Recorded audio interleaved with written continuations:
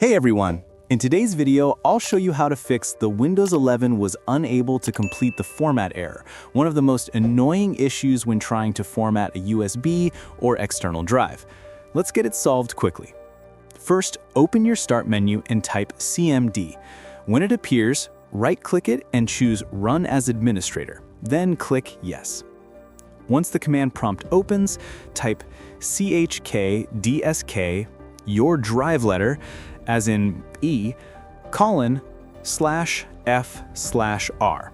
For example, if your drive is E, type chkdsk E:/F/R.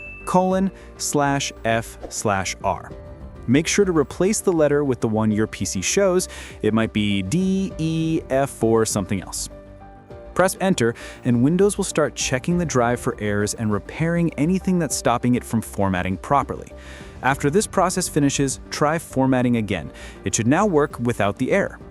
If this guide helped you out, make sure to subscribe to the channel, and I'll see you in the next one.